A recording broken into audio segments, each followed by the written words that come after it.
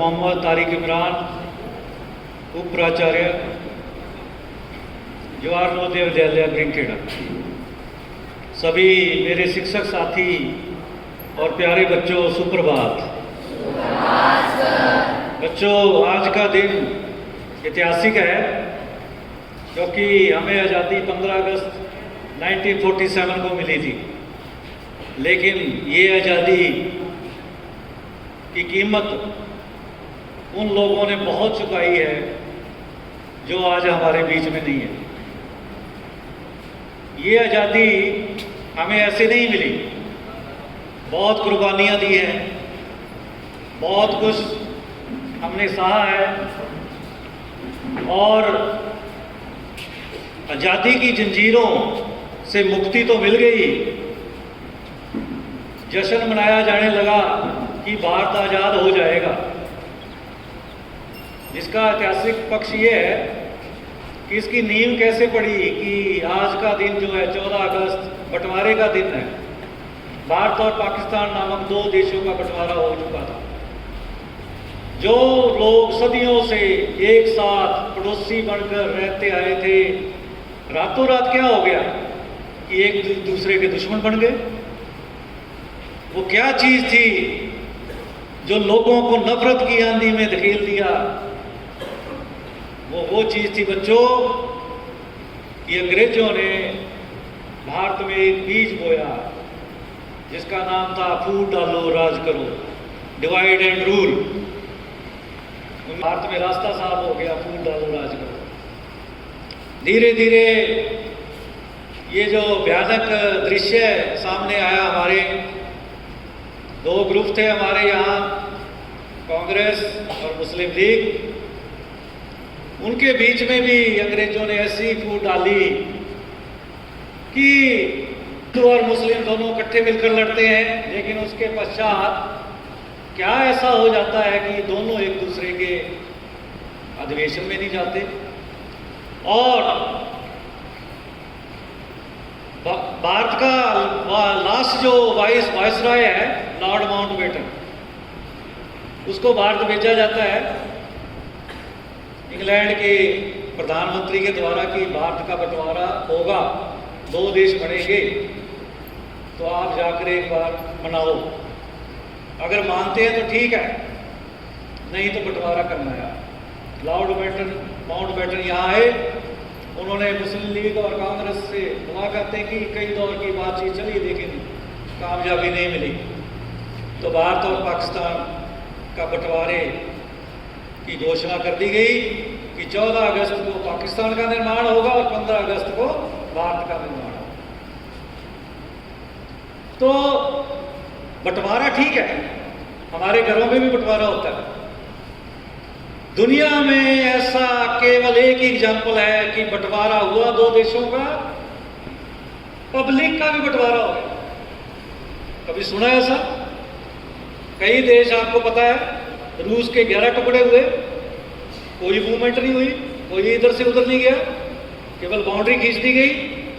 लेकिन भारत और पाकिस्तान में बंटवारा हुआ, कोई बात नहीं, बंटवारे होते हैं, लेकिन वो क्या नफरत की आंधी थी कि सभी लोगों को अपना घर बार छोड़कर, अपने बच्चों को जो है खो दिया, बुजुर्गों को कहीं वहीं छोड़ आए और बुजुर्गों को उठाकर लाए, लेकिन रास्ते में भी पता नहीं था कि बच के जाना या नहीं जाना।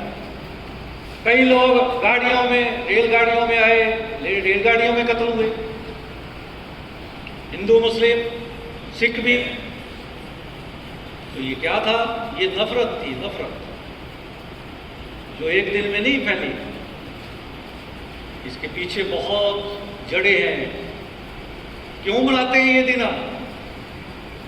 कि वो नफरत जो है वो हमेशा के लिए दूर हो जाए और जो दर्द उस पार्टीशन ने हमें दिया था वो दोबारा से ना हो।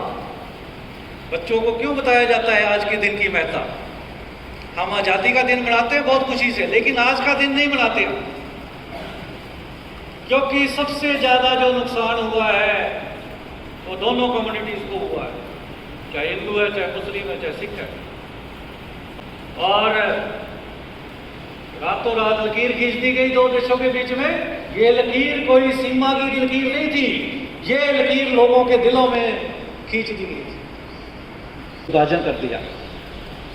क्यों किया विभाजन? क्योंकि हम फूट डालो राज करो की नीति में फंसे हुए थे। हमने ये नहीं सोचा कि ये नुकसान है हमारा, बंटवारा हो गया। लेकिन जो दुख, जो दर्द हमारे बुजुर्गों ने सहे हैं, वो आज भी उसके जख्म जो है हरे हैं। कभी आप किसी 85 ईयर्स के ओल्ड के बुजुर्ग के पास बैठो, कोई वीडियो सुनो, अभी जैसे एक आप दिल में सोच के देखो कि अभी हमें मैसेज मिल जाए कि अपना सब कुछ छोड़ के भाग जाओ। जो सैकड़ों एकड़ जमीन के मालिक थे, जो अपना बहुत अच्छा जीवन व्यतीत कर रहे थे, और एकदम जो है वो रिफ्यूजी बन गए, रिफ्यूजी कैंपों में रहना शुरू कर दिया। फिर भी इतनी मेहनत की उन लोगों ने, और आज जो है वो महत्वपूर्ण भूमिका निभा रहे हैं समाज में। तो बच्चों, क्या सीखना है हमने इससे? इस देश से यही सीखना है कि आपस में कभी नहीं लड़ना, कभी किसी के बहकावे में नहीं आना, नफरत की आंधी को अपने पास नहीं आने देना, धर्म जाति भेदभाव जो है इसको दूर करना, और देश की एकता अखंडता के लिए हमेशा प्रयास करना। यही हमारा जो है इस दिन को मनाने का प्रमुख लक्ष्य है। अभी हमारे पीछे जो बच्चों आप देख रहे हैं, अभी पर्दा उठेगा, ये एग्जीबिशन है, प्रदर्शनी। ये उन लोगों की प्रदर्शनी है जिन लोगों की तस्वीरें उस समय ली गई, किन हालात में वो रहे, कैसे कैसे उन्होंने अपना जीवन व्यतीत किया, और क्या क्या उनको मुसीबतें आई, ये आप अभी देखोगे। तो इसलिए इस दिन की महत्ता यही है बच्चों कि हम एक शिक्षा होने के नाते हम शिक्षक भी हैं और आप हमारे विद्यार्थी हैं, तो इसलिए ये पक्ष भी जानना बहुत ज़रूरी है हमारा। तो मैं हमारे मुख्य अतिथि जी से निवेदन करूंगा सर कि आप इस एग्जीबिशन का सर उद्घाटन करें, और इस प्रदर्शनी को आप भी सर देखें, और सारा स्टाफ देखे, और बच्चे भी देखें। और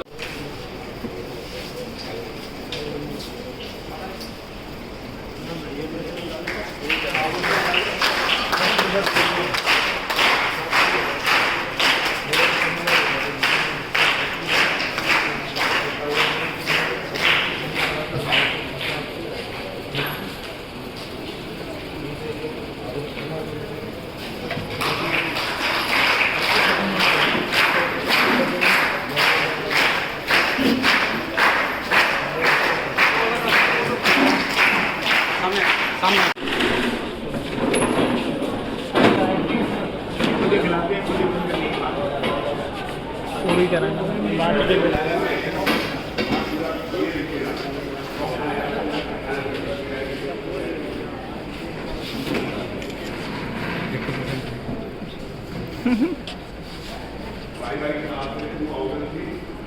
ये क्लास में आओगे, मेरे से पढ़ के जाओ, टाइम लगूंगा 40 मिनट में फील लगूंगी।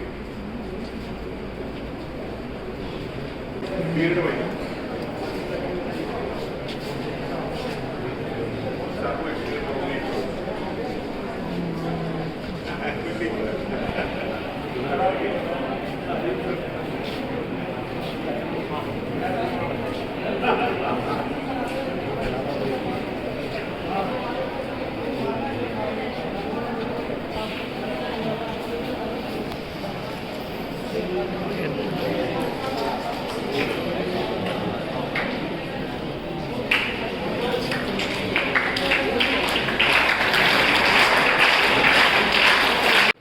बंटवारे के दौरान क्या हुआ था अपने भारत में, और साथ ही कई अनमोल तथ्य हैं इसके अंदर, कई सारी आपको जानकारियां हैं इसके अंदर, और आपको कम से कम ये सूचनाएं उत्तेजित जरूर करेंगी और आपको जागरूक जरूर करेंगी, और आपके दिल में एक उमंग जरूर लाएगी कि इसको ज़्यादा से ज़्यादा और तथ्य को ढूंढें, और इससे मुताल्लिक़ जितनी भी किताबें हैं उसको हम पढ़ें। क्योंकि बेटा एजुकेशन का मतलब ही होता है हमारा जो कल्चर है, हमारा जो इतिहास है, इसको ट्रांसमिट करना एक जनरेशन से दूसरे जनरेशन के अंदर। तो आप पढ़ने की ख्वाहिश रखें। बहुत सारी किताबें आपको मिलेंगी, खासकर मैंने जो पढ़ी हैं, राजेंद्र सिंह बेदी की किताब, सादत हुसैन मंटू की किताब, जिसमें कुछ अफसाने के नाम हैं, खोज दो, खंडागोश, तोबा टैक्सी। आपकी किताब में भी लेसन में कहीं ना कहीं जरूर होगा ये। आपने देखना, आप पढ़ोगे तो रोंगटे खड़े हो जाएंगे। और अगर अंग्रेजी में देखना चाहो खुशवंत सिंह की ट्रेन टू पाकिस्तान, उस वक्त क्या हुआ था भारत में, उसका पूरा मंजर आपके सामने आएगा। और डॉक्टर साहब ने बिल्कुल सही कहा, ये बंटवारा पॉलिटिकल बंटवारा नहीं था, 2 दिनों का बंटवारा था। या यूँ समझो एक दिन को 2 हिस्से में कर दिया गया था। बहुत ही खून खराबा हुआ, बहुत ही नफरतें फैली उस वक्त, और वो उस नफरत की जो जड़ें हैं इतनी गहरी रही कि कुछ न कुछ चिंगारियाँ आज भी हमारे भारत में देखने को मिलती हैं। तो हमारी जो नई पौध है, नई जनरेशन है, वही इस नफरत को दूर कर सकते हैं। और भारत जैसे देश में जहाँ अहिंसा के पुजारी गांधी जी, दुनिया में सबसे ज़्यादा जो अगर इंसान को पूजी जाती है वो गांधी जी को पूजी जाती है। दुनिया में सबसे ज़्यादा अगर मूर्ति लगती है तो दुनिया में सबसे ज़्यादा गांधी जी की मूर्ति लगती है, जो अहिंसा के जो धरोहर थे। और हिंसा के कारण कुछ भी हो, हिंसा को खत्म करना हम सब और आपकी जिम्मेदारी है। और आपको समझ में नहीं आ रहा होगा कि जहाँ पर गांधी जी जैसे जिसने अहिंसा का नारा, अहिंसा का कंसेप्ट पूरी दुनिया में दिया, शांति का कंसेप्ट पूरी दुनिया में दिया, आज वही देश हिंसा का शिकार बना हुआ है। और ये जो प्रदर्शनी है, इसका मतलब ही यही है कि जो बांटा गया हिंदुस्तान और पाकिस्तान को, क्यों और क्या उसका तो जाना नहीं, वो टुकड़े हुए, इसकी ज़्यादातर और अहमियत है।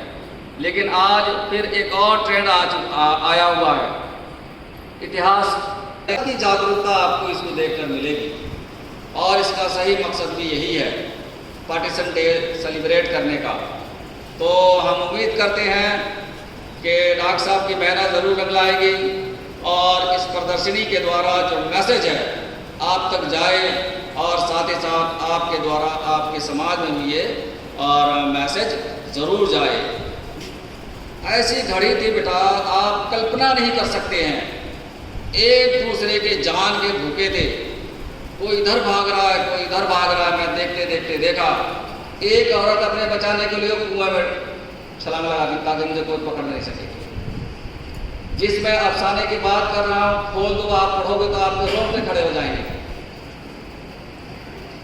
ऐसी कहानी है। तो बेटा, तो आपने अपने इतिहास को अच्छी तरह से समझना है। समझना इसलिए है ताकि एक कल्याणकारी समाज की स्थापना करना है।